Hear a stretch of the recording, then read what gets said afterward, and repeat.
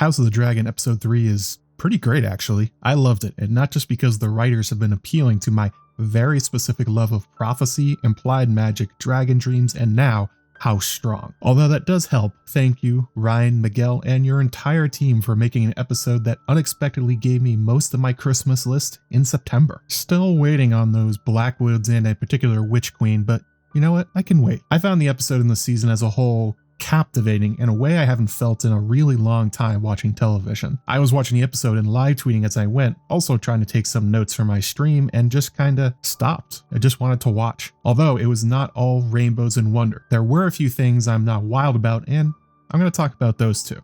The episode opens with an attack on the Stepstones, Daemon trying to roast the Triarchy pirates with Caraxes, but has to retreat when he's hit with an arrow. We then swing back to King's Landing, where it's been 3 years since the last episode, and Viserys and Alicent have a son named Aegon after the Conqueror. Alicent is pregnant again, and there's to be a hunt to celebrate Aegon's birthday, or name day as they call it in Westeros. Tywin Lannister arrives and tries to kill the mood by telling Viserys how Daemon and Corlys are on the verge of losing the Stepstones and that they need help. Now, which Viserys ignores, and Otto backs him up in ignoring it. While Otto claims they're ignoring the war is to help Viserys save his reputation, it's actually a political move by the Hand to weaken his two primary rivals at court, Daemon and Corlys. With them gone, he has full control of the small council, and if either of them die fighting pirates, well, all the better. Otto, as always, uses thinly veiled reasoning to justify his extreme self-interest, which Viserys just always seems to miss. Viserys calls for Rhaenyra and can't find her. Alicent, though, finds Rhaenyra where she knows her former friend would be, sitting under the weirwood tree, reading a book and having a bard sing to her about Queen Nymeria, kinda like he's an iPod on repeat. Rhaenyra doesn't want to go, and Alicent orders the bard to leave, pulling rank, and Rhaenyra finally unhappily agrees to go on the hunt when she's told that it is not a request, it is a royal command. There's a tense journey down to the hunt in the family minivan, where Rhaenyra is very unhappy with Viserys, as it seems not much has changed between the two in these 3 years. The hunt itself is not merely a chance to go kill some boars and stags, which is, of course, always great fun. First is that it is expected by many of the lords that Viserys will give up on Rhaenyra and make his son Aegon his heir at last. It has not gone unnoticed in the realm that Rhaenyra continues to not be included in councils or decisions, and that the rift between her and the king has only grown. With a male heir and an unhappy current heir, they think Viserys is going to pull the ripcord on Queen Rhaenyra, choosing to appease the Hightowers. We also see Lord Hobart Hightower commanding his younger brother to make the king do it and avoid the obvious war that they see coming. Well, of course they see it coming because they're going to start it. The second purpose of the hunt is for the lords to capture the most dangerous game, a dragon. In this case, the dragon is Rhaenyra. Lord Jason Lannister is currently the leading candidate for her hand, the twin brother to Tywin Lannister. Although a bit dim and likes drinking wine too much and kind of a tool, the gold of Casterly Rock cannot be ignored, and the event seems largely organized to make a play for marriage. Viserys and Jason have clearly planning for this hunt to feel like a spontaneous event where Jason charms Rhaenyra, sweeps her off her feet, and the Lannisters get to have their dragon riders in exchange for their gold. When the royal party arrives at the hunting camp, Lord Hobart Hightower leads a cheer for baby Aegon, which Rhaenyra can clearly hear inside the carriage and is visibly hurt by. Rhaenyra claimed in the carriage that she didn't want to go because nobody was there for her, and that scene kind of proves that point. She walks into the main party tent of the hunt, not like the heir to the Iron Throne, but like she's crashed a party she's not invited to. No one greets her. There's not even a fuss to have her sit with any particular group. Rhaenyra is alone despite being surrounded by her future subjects. The loss of Alicent as a friend in these last years has become even more glaring, as Alicent is spotted sitting among a group of the Lord's wives, including Lady Redwine, Hightower, and Lannister. Next, we are introduced to maybe the most fascinating character in Fire and Blood, although you probably never know it by his entrance. Larys Strong, aka the Clubfoot, which is on purpose. Larys is a character that lives in shadows and secrecy. He listens more than he speaks, thinks hard before doing anything, and masters being non-threatening. Larys has a clubfoot, which they showed off in the episode as being encased in some kind of metal shoe. We don't have to go into a lot of details about it. It basically just means for the show that he cannot walk or run well and also uses a cane. However, Larys turns his clubfoot into an advantage, and we see it in this episode. His abilities as a spy master are considerable even at a young age, and part of the reason you can see in moments like in this episode. Larys doesn't go on the hunt, and he blames his foot for it and asks to listen in on the talk of the most powerful women in the realm. Larys takes advantage of his father's status of Master of Laws and Queen Alicent agrees, Larys sitting down. But then what does he do? He listens. He absorbs all the drama of the high courts, what their children and families are up to, where the families stand on issues, who has a secret or maybe a rivalry that can be used later. And they all give this to Larys freely. This is the kind of information that Littlefinger and Varys kill for, and Larys gets it for free, unnoticed and unassuming. Actually a little bit like a greenseer, and this is one of the keys to why he ends up being so influential. He sees value where no one else does, knowing that this gossip is not just idle chatter, it is extremely valuable, and will help him and his father Lionel know exactly how they can play these houses better in the future. I'm going to make a full video on Larys really breaking down his character, but there is a stream in the corner if you want to go watch it. But suffice to say, don't be like those in the tent that ignored Larys. He proves to be one of the most fascinating characters this show will have to offer, and that they allow him to just slide into the show so low-key and subtly is a great sign that they know exactly how to handle the clubfoot. Rhaenyra then gets into a tiff over what she knows about the Stepstones, saying that she has no special information, nor does she have contact with Daemon. Unfortunately for Rhaenyra, the ladies were actually testing if she is still on the outside of the small council, which she confirms, and also suddenly hinting that yes, she may actually be disinherited soon as Viserys continues to treat her as a cupbearer and not the future of the realm. Lady Lannister tries to get a rise out of Rhaenyra by saying how she supplanted Daemon, but Alicent then unexpectedly comes to Rhaenyra's defense, saying how Viserys chose her as heir because she's the best for the job. Something Alicent probably actually truly believes at this point. Lady Redwine plays with her pug, which apparently exists in Westeros, and makes a snide remark about how Viserys is failing as a king to not win against a bunch of pirates. Rhaenyra snaps back, questioning what Lady Redwine has done for the cause other than eating cake, which is of course glaring as Rhaenyra herself has been ignoring her duty according to her father by not marrying. Larys takes this all in and studies the reaction of Alicent and Lady Lannister to Rhaenyra's insult. Always watch Larys. He's a great tool of the show to direct you where you should be looking as well. Rhaenyra goes outside and again feels totally alone and overwhelmed. Lord Jason Lannister, previously leering at Rhaenyra across the party, now approaches the princess and tries to sell her on how big and huge Casterly Rock is, being as subtle as a hammer. The gracious Lord Jason even goes so far as to claim he'd build a dragon pit for Rhaenyra, who reacts poorly to the realization that this is actually a marriage proposal and that the hunt is not for wildlife, it's for her.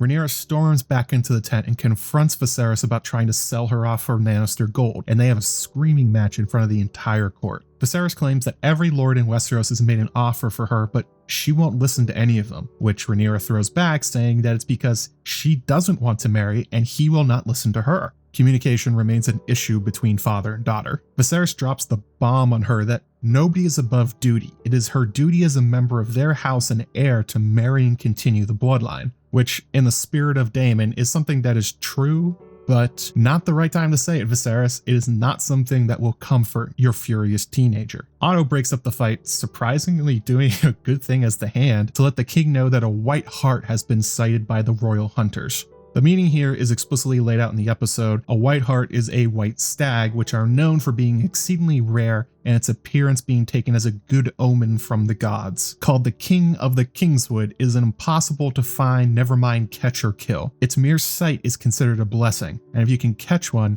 it marks you as chosen by the divine. Also, fun fact about royal hunts, the royals rarely actually do the hunting. They have professional hunters who go out ahead of the royal party and track down and corner the animal for the nobles to then swoop in and get the kill. If this whole scenario sounds familiar, it's because it is. In Game of Thrones, Robert Baratheon's infamous death by Boar is during a hunt for a white hart as well. The white stag was also sighted in the Kingswood, and Robert and his crew went off searching for it, believing as well in the important triumph and prestige from catching the King of the Woods. Unfortunately for Robert, his white hart is caught by wolves and eaten, causing the king to get angry, drink a ton of wine, and then decide he's going to hunt a massive boar instead. The boar gets the best of the very drunk Robert and wounds the king fatally with its tusks. Don't worry, this is all coming back. We're not done with this boar scenario. Viserys is given a choice here.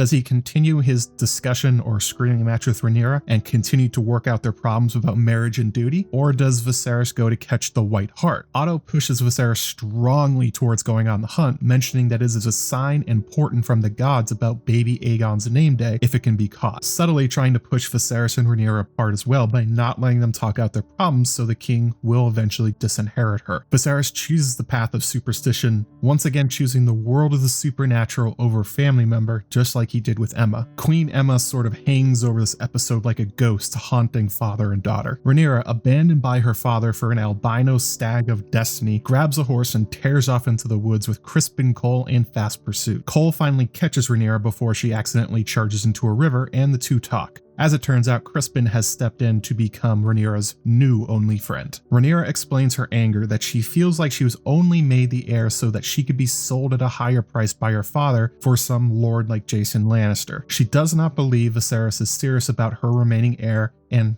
feels like she has no control in her life. Criston then offers to kill Jason to break the mood because, murder is funny, and Rhaenyra convinces Criston to not go back and stay out in the woods with her. I am sure nobody will start a rumor about that. Their conversation is very reminiscent of the one Maester and Daemon had in the last episode, about how Rhaenyra does not realize how lucky and privileged her position is. Rhaenyra says that she is a toothless dragon, ignored by her father and has no say in her life, an heir in name only. Criston reminds her that with her offhanded choice to raise him to the Kingsguard, she gave his family a level of honor and prestige they had never known before and personally changed his life. Now they're kind of saying different things here. Rhaenyra wants determination of her fate, not the ability to make more Knights of the Kingsguard, but it is a good message about how Rhaenyra underestimates the power she already has and how she can use it. This is also very similar to the conversation between Tyrion and Jon Snow at the Night's Watch when Jon complains about how much being him totally sucks, and Tyrion reminds Jon, it could be a lot worse. This emotional beat of being marginalized and ignored by Viserys is just one of the many things that the show is pointing out Rhaenyra and Daemon both have in common.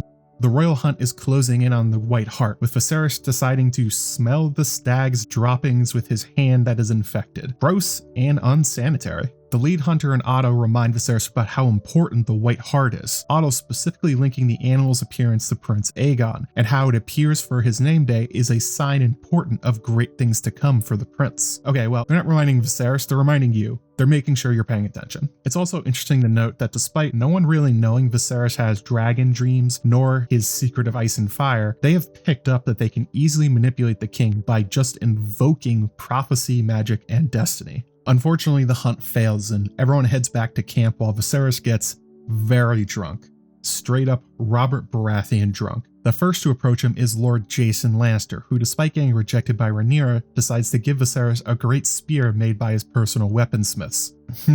A Lannister giving the king a spear in order to kill a stag. I wonder if there's any kind of hidden meaning or callbacks there. Jason follows it up by pressing for the marriage, no doubt thinking that if he can convince Viserys, it will not really matter if Rhaenyra wants to marry him. The Lord of Casterly Rock then tries to sell the king on how valuable an ally he would be, which Viserys bristles at. I found this all a bit funny, as Viserys clearly thought the same thing when he was arranging the match, but is now angry at Jason for saying the quiet part out loud, that yes, he is actually selling his daughter to the highest bidder, and feels a bit guilty about it. Then Jason, being a doofus and not reading the situation, also brings up that many expect Viserys to disinherit Rhaenyra, which sends the king into a rage, accusing Lord Jason of possibly starting a rebellion against his heir. Now, I'm no expert on dealing with kings, but trying to convince a very drunk and upset looking king to sell his daughter to you for a spear and gold? Not a great strategy, Jason.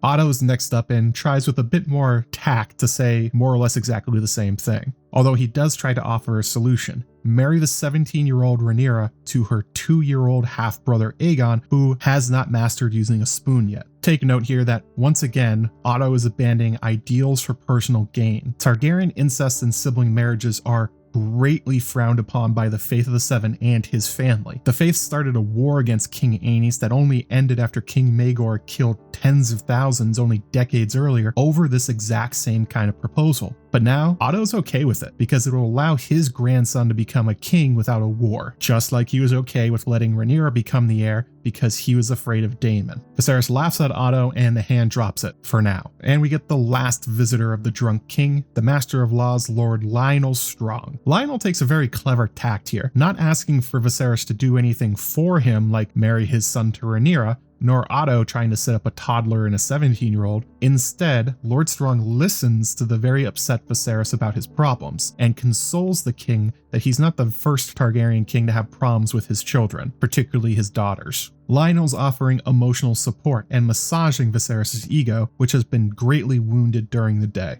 Lionel offers his advice, and Viserys quips that he thinks Lionel's about to ask for his son Harwin, aka Breakbones, the strongest knight in the Seven Kingdoms, to marry Rhaenyra. Whether or not Lionel is actually about to do that, he wisely declines the opportunity and instead offers a more sound, unencumbered advice. Lionel points out that all of Viserys' current problems are because he chose Alicent Hightower over Laena Velaryon, a subtle jab at the architect of that strategy, Otto Hightower, and offers a way to solve all the king's problems in one savvy move. Marry Rhaenyra to Laenor Velaryon, Corlys's son. He's a dragon rider, he's Valyrian, he's the heir to an immensely powerful house. It will bring Corlys back into the fold and it will fix his mistake with Alicent. Well, not all of his problems. Rhaenyra will still be furious to be sold for ships instead of gold. However, as Lord Strong is hinting, Corlys and Rhaenys and Laenor can protect Rhaenyra's claim to the throne. It's an option that lets her possibly keep the throne if Aegon and Otto eventually try something, rather than someone like Jason Lannister who would probably die drowning in wine before he would challenge the Hightower. Viserys stumbles down from his throne and stops to pat Lionel on the shoulder and literally leans on him for a moment. Viserys is starting to believe that he can only rely on good sound advice from Lord Lionel Strong among all the other lickspittle lords, and that Lionel is the one he can lean on for support. And this is the really clever thing about Lord Lionel Strong. He, like his son Larys, often gets overlooked at court. While he does own Harrenhal, it's a white elephant of a holding as the ruined fortress eats money and gets conquered every time a war breaks out. It has few incomes or vassals, so Lord Strong is not powerful like, say, Lord Hightower or Lannister. But what Lionel has that so few of his peers do is intelligence and forward thinking. For instance, taking the job of Master of Laws. That position on the small council is often a thankless one. High on duties, low on prestige, and not one easy to profit off of. Usually it's one that gets pawned off on some useless counselor or sibling for political gain. Lionel, though, takes the job and does well at it because of this exact moment on the hunt. Its main benefit is that it lets him have the ear of the king and demonstrate his value, which, as Otto Hightower can attest, a great prize in the realm. Lionel can be the voice of reason and reliable so that when the opportunity arises, he can advance his and his family's standings. Unlike Otto, Lionel has aligned his personal interests with the interests of the crown and Viserys, so that his good advice always helps them both. And what Lionel has done here is exactly that. By turning down the opportunity to marry Harwin to Rhaenyra and instead offering a match with a sea snake, Lord Strong surprises the king by appearing not only selfless, but genuinely interested in helping, which of course reflects poorly on Otto, who just minutes earlier tried another self-serving match that would mostly just help himself. While everyone else at this hunt is going after Rhaenyra's hand, Lionel has cleverly identified another prey to hunt that no one else realizes might be vulnerable: the hand of the king. By pointing out how Lionel was right previously about Laena, he's also pointing out how Otto is wrong and self-serving to push Alicent as a marriage. And Otto is doing so again, Lionel opening Viserys' eyes just a little bit about how much his hand of the king is the leech Daemon claimed he was. Lionel's making a play for the hand of the king, and this is the opening shot. Otto has for years been trying to keep Daemon and Corlys from replacing him. His focus blinded him to the real threat on the small council, the non-threatening Master of Laws. Rhaenyra and Criston are sitting around a campfire, still avoiding return to face the court and her father. Rhaenyra asks Criston if he thinks the realm will accept her as queen, and after thinking about his answer a bit too hard, he answers, "I'll have no choice but to, princess." Which is a very funny sentiment. Book readers will know why, and hot tea enjoyers, remember this moment here, you'll get the joke later. However, out of nowhere, a feral hog attacks in the darkness, ragdolling the Kingsguard knight and then charging at Rhaenyra. My god, it's Robert Baratheon all over again. However, instead of being gored to death, Sir Criston stabs the boar with his sword. But wait, there's a jump scare, and the boar isn't quite dead. Rhaenyra pulls out a dagger and savagely stabs the animal over and over, covering herself in its blood, getting out all the anger at her life one swing at a time, and also demonstrating for the sharp-eyed viewer that when attacked, Rhaenyra will fight back with fire and blood, and also her strength that she survived the very same thing that killed King Robert Baratheon. Then we get an excellent use of the Kuleshov effect as the camera cuts from Rhaenyra stabbing a boar to death to King Viserys, drunk standing in front of a fire. A bit on the nose, but a good hint for the audience that Rhaenyra is taking out her frustration at Viserys in particular while she stabs the boar. Viserys, on brand for a guy standing in front of a campfire alone, is incredibly drunk, and when Alicent walks up, starts talking about his dreams. If only he had a guitar to play Wonderwall with, it would really complete the campfire vibe. Viserys vents about how it was a dream of a son that led to Aemma Arryn's death, and how the botched decision has ruined his life. You know, not great things to tell your teenage bride and soon-to-be mother of two. A, he's willing to sacrifice you and your life for another child of destiny, and B, that he regrets remarrying specifically you. Alicent can't feel super great at that, but don't worry, Viserys is going to explain. Many in my line have been dragon riders. Very few among us have been dreamers. What is the power of a dragon? It's the power of prophecy. When Rhaenyra was a child, I saw it in a dream. As vivid as these flames, I saw it. A male babe, born to me, wearing the conqueror's crown. And I so wanted it to be true. To be a dreamer myself. Alicent is now in the inner circle of people that know Targaryens have prophetic dreams, and Viserys in particular. Alicent is a little shocked, and Viserys ends his drunken ramble by wondering if he was wrong about Balon and Rhaenyra, that maybe his dream was really about their child Aegon. Just as Viserys is about to have another campfire breakthrough, the hunting horde sounds and he places his hand on her pregnant belly. This is actually very intriguing information about the Targaryens and their relationship to prophecy and dragons. Stop me if you've heard this before on my channel, but I am very interested in how prophecy shapes their decisions and also how it works. The new information here is that Viserys is revealing how often Targaryens actually have dragon dreams, like his ancestors Daenys and Aegon the Conqueror. Viserys claims that the gift of prophecy is less common than dragon riding. Clever fans may have made the connection here as well to green seers and skin changers. In A Song of Ice and Fire, we are told that green seers are a subset of skin changers, a very rare one too, with their gifts going far beyond being able to invade the minds of other living beings. Green seers can see across time and space using the weirwoods, and here that same relationship's being established. Dragon dreamers are more rare than dragon riders, and not only that, but they can see the future. I'd be fascinated as well if it's the same percentage, 1,000 to 1. Although I don't think it is. If you look at the Targaryen family, it seems to be a lot more common.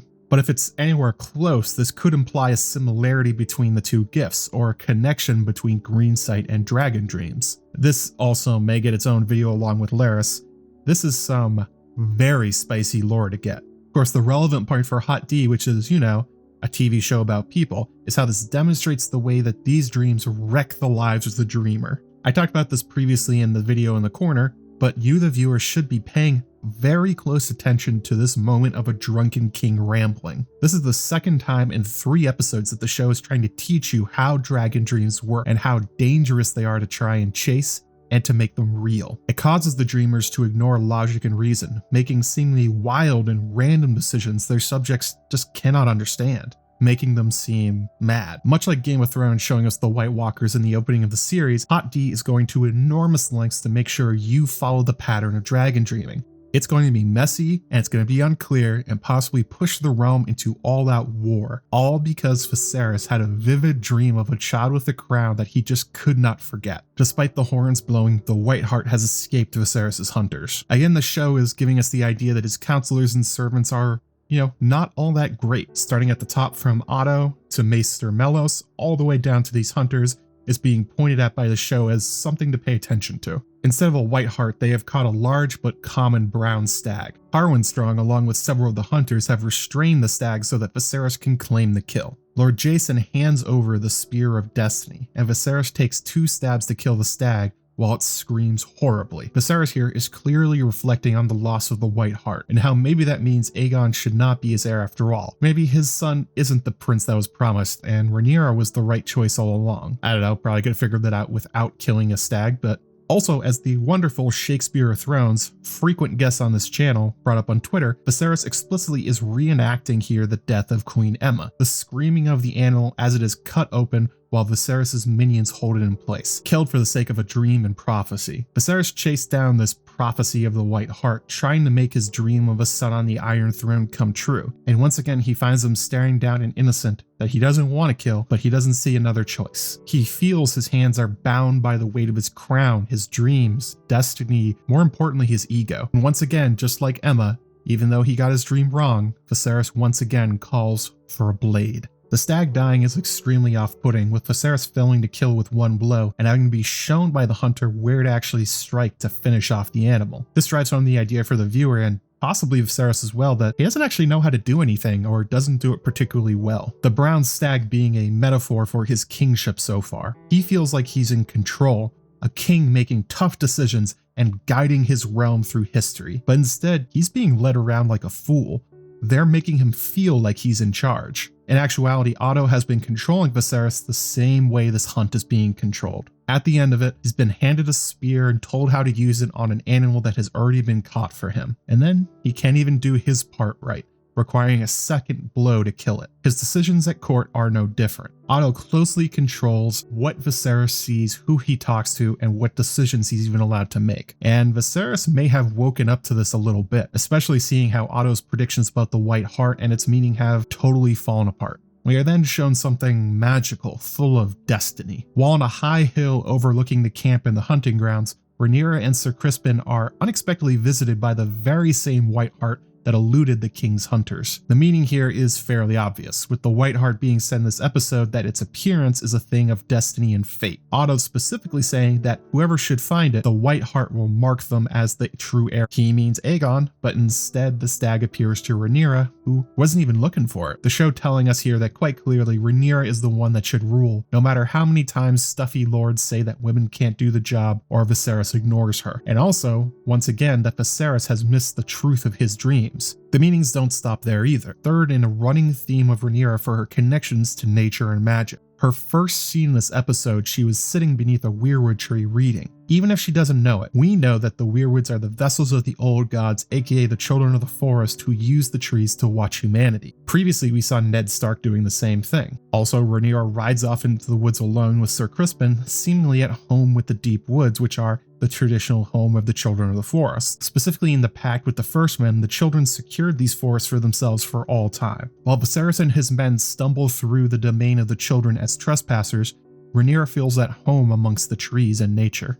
Then we get the Boar attack, which in this context could be seen as a challenge from the wilds and deep woods for the heir of the Iron Throne. A wild boar is an incredibly dangerous animal, and we know that they killed one monarch in this universe. Instead of ending up gored by the boar, Rhaenyra and Criston fight off the animal while Rhaenyra wears its blood like a trophy, a sort of blessing or baptism from the tree gods, who very much love blood magic and blood sacrifices as much as any Valyrian blood mage. And then what happens after the boar attack with Rhaenyra covered in blood? She's rewarded by the White Hart approaching her. Now, I'm not saying the children definitely engineered this scenario by sending them using their skin-changing powers, but I am not saying they didn't. And the meaning of these scenes work just as well if there isn't weird tree elves behind the eyes of the two animals. This contrasts neatly with Viserys, who can't kill a stag cleanly that has been tied up and cannot move. There's no danger for Viserys there, just a formality, and he screws it up. However, Rhaenyra, when sent a true dangerous challenge from the woods and the boar, is able to kill her attacker. And not only that, rather than killing the White Hart, she lets it go, showing wisdom and mercy. Clear messaging from the writers about how Rhaenyra is the one that deserves to rule. This is also an elegant way of demonstrating the previous scene with Viserys struggling with prophecy. He told Alicent that he tried to have that dream again, and also that his desire to make Balon be that dream led to Aemma's death. The message being that the more you try to make dragon dreams come true, the more they run from you. In this instance, exactly like the White Hart. Viserys believes it would be a sign of Aegon to make his choice of heir for him. The entire court goes out to catch the damn thing, and despite all that effort, it will not be captured. It slipped away like a dream in the morning. But the white heart didn't disappear, it appeared anyway. But not to Viserys, Rhaenyra instead, who didn't even want to find it nor thought it meant anything about her future. And that is the nature of prophecy we learn from characters like Maggie the Frog and the Ghost of Highheart. These dreams will always come true, but in their own time and in their own way. Trying to hunt them like Viserys does only leads to disaster. I guess unless you're Daenerys the Dreamer. That one time it worked. Rhaenyra returns to camp at last with Sir Criston, the boar they killed being dragged as a prize for all the lords to see. But Rhaenyra is wearing another prize, the boar's blood that she has refused to wash out of her clothes, hair, or skin, letting every shocked lord she walks by know that she personally helped kill the animal. And yes, all the lords are shocked and disgusted.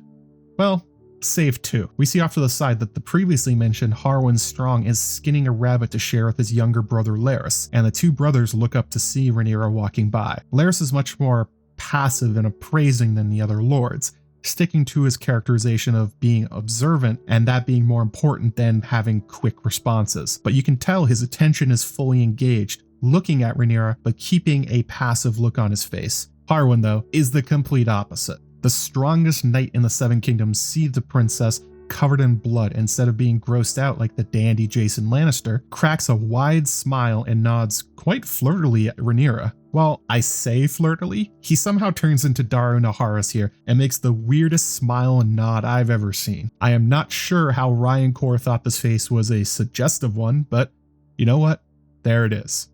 Honestly, it's very similar to the one Tormund shot at Brienne of Tarth over and over again. And much like Tormund, Harwin has a real northern sensibility to him as a person, as do all the Strong family, as I detailed in my theory about the connections with the Starks. Harwin is a guy who loves battle and blood, fighting in melees, getting his nickname Breakbones for his habit of seriously injuring his opponents in tourneys with his immense strength. We also saw Harwin on the hunt being one of the hunters personally holding back the stag, showing that he is actually a real hunter, not one of these lordlings playing at it. He's also skinning a rabbit while making eyes at Rhaenyra, an interesting choice. Harwin is very rough around the edges, a bad boy, someone very different than anyone else at court, and a Strong through and through.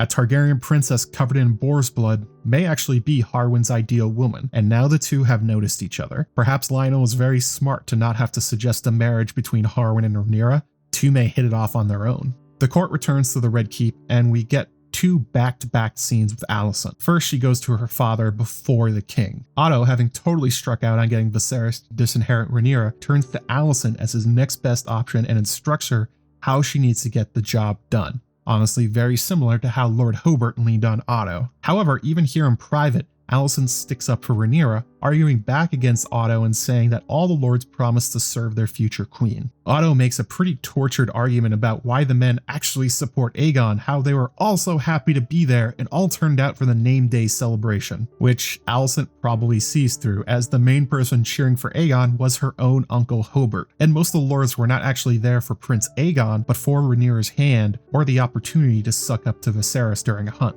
The scene also connects back with Viserys and Lionel growing closer, as here the Hand is admitting tacitly that his ability to influence Viserys is possibly waning. He not only couldn't get Viserys to name Aegon his heir, he couldn't even sell the marriage between the siblings. Otto is starting to lose control of his key to power and needs Alicent to do his job for him. The irony of a guy like Otto following his big speech about how women can't rule and then having to ask his teenage daughter to do his job for him. Alicent does go to Viserys, but despite her instructions does not talk at all about disinheriting Rhaenyra. Instead, she tries to get Rhaenyra and Viserys to make up and talk to each other, the same as she did in previous episodes. It also gives Viserys advice on how he should handle getting Rhaenyra to marry, suggesting giving her a choice to make a match so she believes it was freely picked. Much like the Kingsguard selection, Rhaenyra feeling so proud that she picked Criston Cole among the knights. But of course, she only chose from among those Otto and Harold Westerling pre-screened for her. This is savvy advice from Alicent, although may have accidentally tipped the hand of Otto by telling Viserys the very same strategy that he uses to control the king.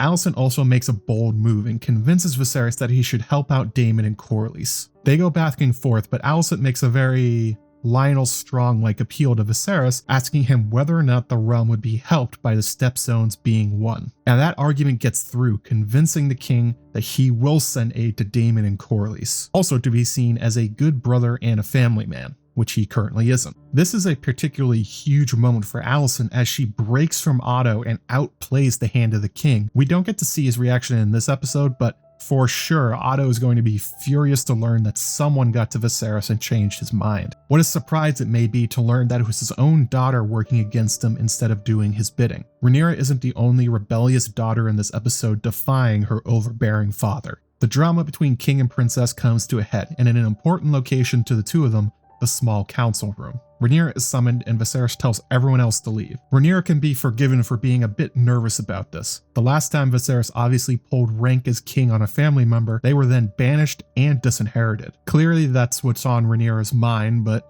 instead Viserys only wants to talk to her. Rhaenyra pointedly sits in the seat of the Hand of the King, and Viserys does not object. The two of them have a frank conversation about the duty they have to each other, the realm, and their family. The argument breaks down into Rhaenyra feeling like Viserys does not want her as his heir, he only wants to use her as a political tool and plans to replace her with Aegon as soon as he can. Viserys argues back, saying that he's not going to replace her, but she still has to marry. As High Lords and Royals, they have to use these marriages to keep themselves strong. He says it is their duty, and Rhaenyra pins the king down with the bubbling unsaid problem between them. Viserys did not marry for duty with Alicent, so why should Rhaenyra be expected to do what he could not?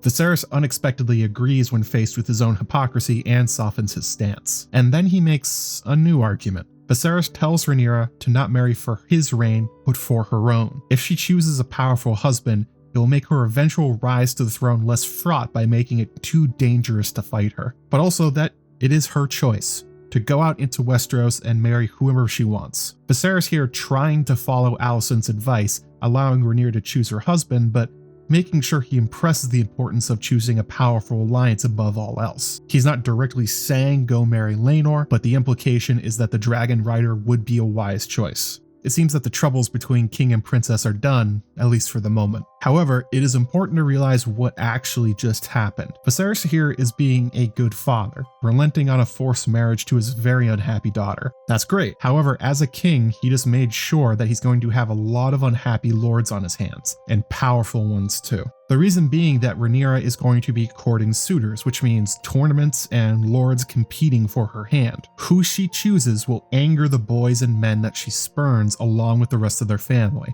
You would hope that all of those going for the royal marriage will take their rejections maturely, but I think we all know better about pride of lords, especially with the stakes of the throne on the line. And they are not likely to forget being rejected anytime soon, whereas if Viserys had chosen for Rhaenyra, he takes the blame for annoying his vassals. No one could be angry at Rhaenyra, she had no choice in it.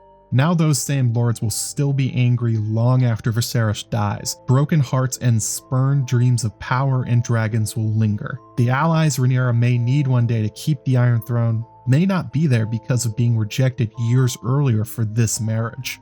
Jason Lannister surely being the first among them. Rhaenyra was right to reject Jason, but he will not forget being turned down by her, nor how Viserys threatened him. Also, it's easy here for Viserys to be the good father, promising Rhaenyra that she will never be disinherited and that she's free to marry whoever she wants. However, knowing Rhaenyra, she's probably going to push the whoever she wants to the breaking point, as teenagers and especially this princess is known to do. What if she brings home that bard who was singing to her? Or someone horrible like a Frey? Or maybe a Kingsguard knight that she's very close with? Or an uncle that dotes on her? Viserys may really come to regret the choices she will make and forgot the important part of Alicent's advice. It wasn't that she could actually choose anyone to marry, but that she believed she did by narrowing the options the same as the Kingsguard decision she made. There's a world of bad choices for Rhaenyra to make, and Viserys just opened the door to all of them.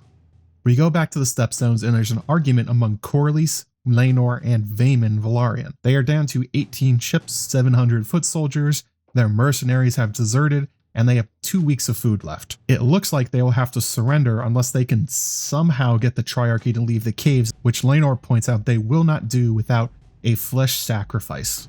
Continuing the theme of the episode of a blood sacrifice being paid. Daemon talks of rebelling against Daemon and leaving while the prince is currently roasting pirates on his dragon. Corlys tells him to shut up. Daemon lands wordlessly, and he is visibly frustrated. It's at this point the rest of the plot catches up. Viserys' messenger shows up with a letter for Daemon. The rogue prince reads it, going from bemused to despondent straight to anger, and then tries to kill the messenger by bashing him to death with a helmet. We can hear the full transcript of the message and can kinda guess why Daemon is furious at the letter from his brother.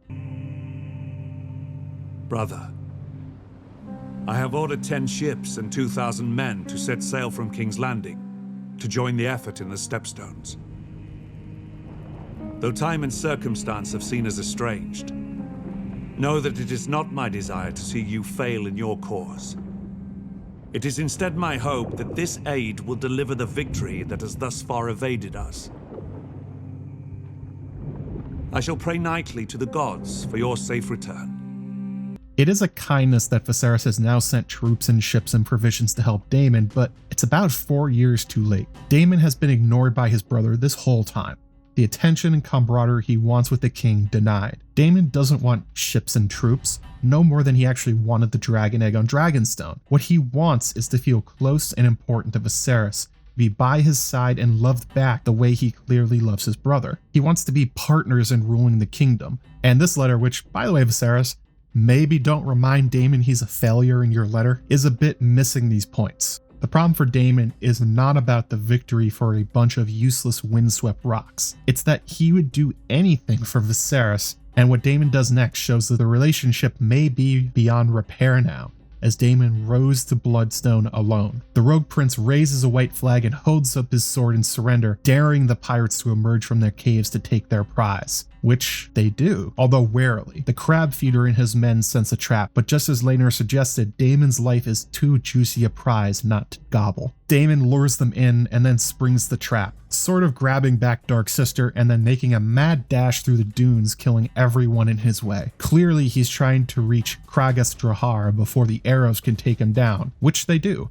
Daemon's plot armor runs out and he gets hit with 3 arrows, having to shelter under the broken hull of a ship. At this point, seeing Daemon wounded and on his last legs, every single one of the Triarchy pirates rushes out and the hammer meets the anvil. The Velaryon troops follow behind Daemon in secret and now charge the pirates. Not only that, Rhaenyra on his Dragon Sea Smoke is finally able to rout the archers and pirates in strafing runs over Bloodstone. At long last, Daemon is able to claim victory as he catches his enemy Kragas Crab Feeder, chasing him into the caves only to drag out half the former admiral's corpse, dripping in his blood. Much like Rhaenyra, Daemon is born again in blood and slaughter. Although Daemon is actually covered in grayscale blood, and I don't know if Valyrians are immune to it or not.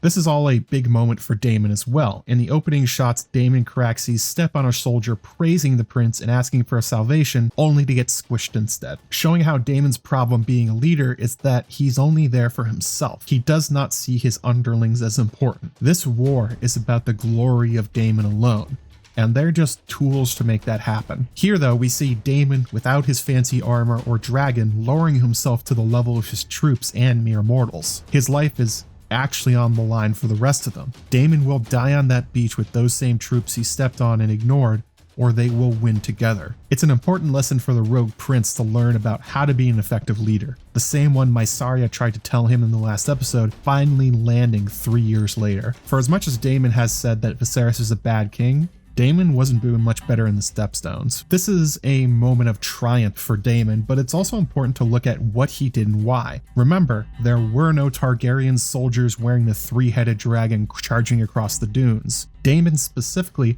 did not wait for reinforcements. He set out the Bloodstone alone to spurn the help Viserys was sending. To prove that he does not need Viserys and his help anymore, Daemon goes forward with Laenor's suicidal plan. He does this because of the festering wound in his heart Daemon now feels has driven him to the point that he would rather die there on Bloodstone than wait and accept Viserys' help. He wasn't going to have his war and glory stolen by his brother. This is his battle, this is his war. If Daemon can beat the Crab Feeder, it will be because of himself and the alliance he forged with Corlys and the sword in his own hand. When Daemon returns to King's Landing, the realm may be surprised to find that the rogue prince who left 3 years ago after pouting on Dragonstone is really not the same one who returned. He has been born anew like Rhaenyra, baptized in blood. But after being banished, stripped of his inheritance, banished again, and left to fight a war to help the realm and ignored, I don't think he's going to be quite as compassionate anymore. He's truly going to become the rogue prince.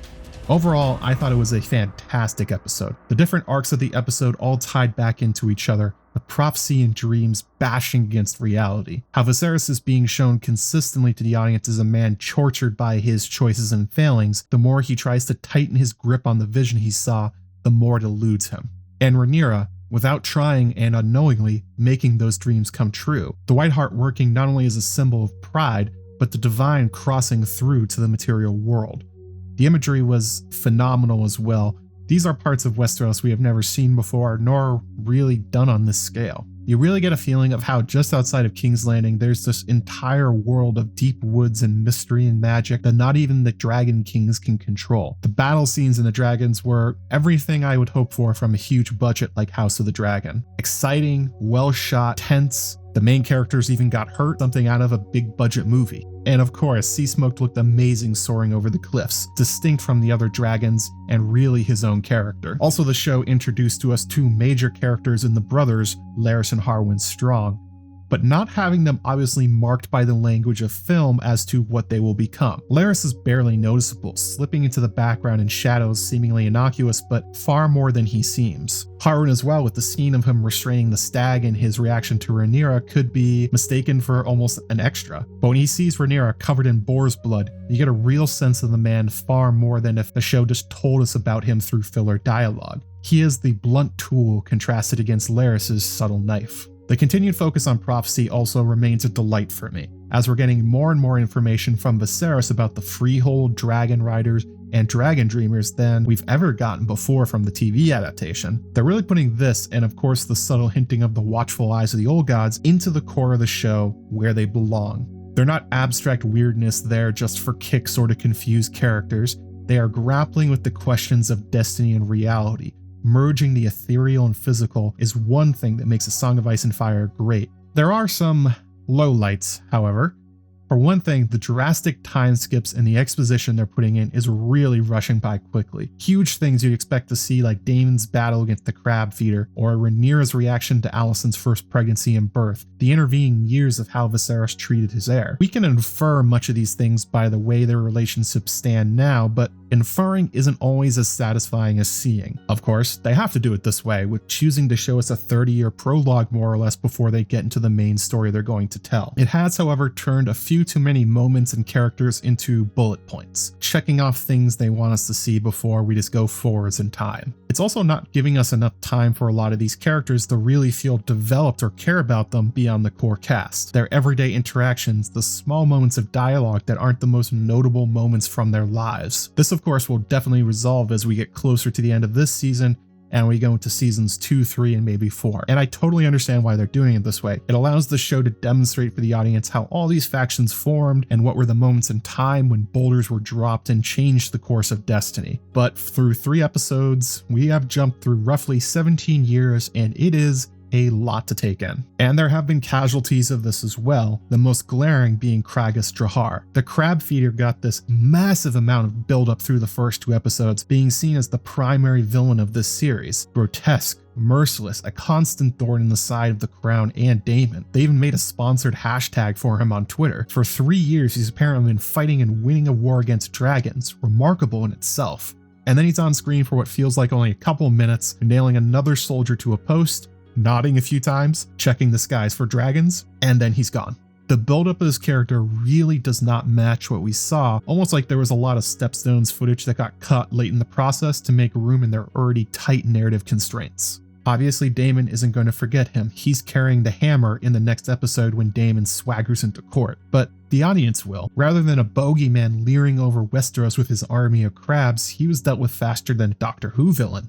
And now there's nothing really to fill that place for presumably quite a while. His part and the battle are done. We're going to go back to the drama of King's Landing for quite some time, it looks like. These 3 years are going to be primary formative experiences for Daemon and the rest of the show, and we just haven't really seen it.